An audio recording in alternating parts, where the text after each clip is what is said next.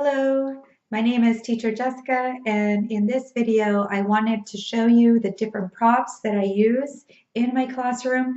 I've been teaching for more than a year, and throughout that course of time, I've gathered some items that I thought it would be cool to share and just talk a little bit about how I use them, and also I'll talk about my lighting. All right, let's get started. So I work for two companies, and in one company, they give us apples, and in one company, they give us stars. And I went ahead and just made this. This is like a sentence strip. And then I printed the stars and I printed the apples and then I printed my name and then I cut them up so that they can all fit on there. So I was very lucky that it all fit. And if we turn this way here, sorry, let me scoot back. Okay, so I just put up this flag. I don't know if I'm gonna leave it up, but I like the way it kind of looks. So on up here is my very humble go-to. This is a find a star reward. So I tell students to pick a number, and then when they pick a number, they either find a star or they don't. And like watermelon, and I'll have them keep picking a number until they get a star, and then I put the star on the screen. Sorry. Um, so what I did with that is in the Google Drive, online, and I can share that or post it.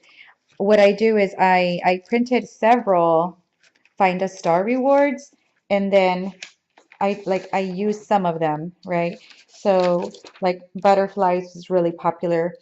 And so the find a star rewards, some of them can be tailored towards a lesson. For example, if I was doing a lesson with a student on like wild animals and farm animals, this would be a good one because, it's hitting on what it is that we're talking about.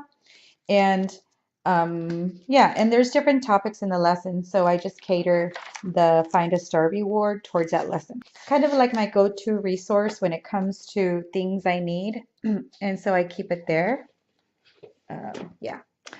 So other things that I use quite a bit are this family. There's some lessons that talk about family, so I always keep a picture of my family, and then often we talk about home or where I live.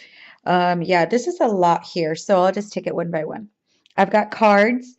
So cards are really helpful to have if you ever encounter a student that's like super advanced and you finish early. I like to go to like, okay, what is it that this kid needs? Do they need alphabet? Is this kid probably going to be good at multiplication? So I pick things that I know they'll be successful at so we can use our time. Flower, turtle.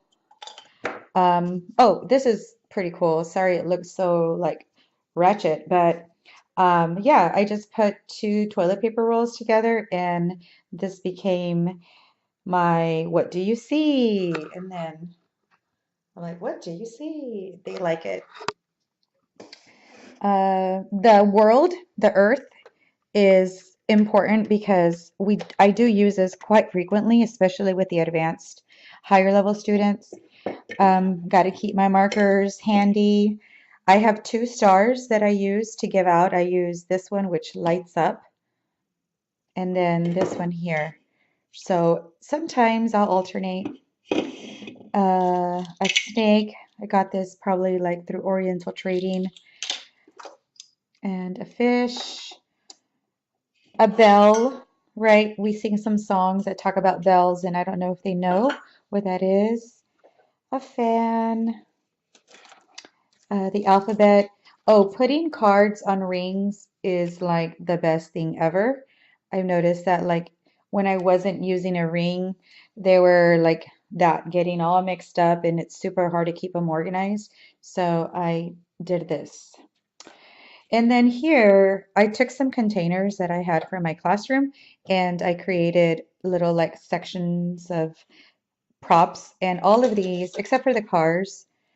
What I do with the cars is I just hold them in my hand and then I rack them up like side by side.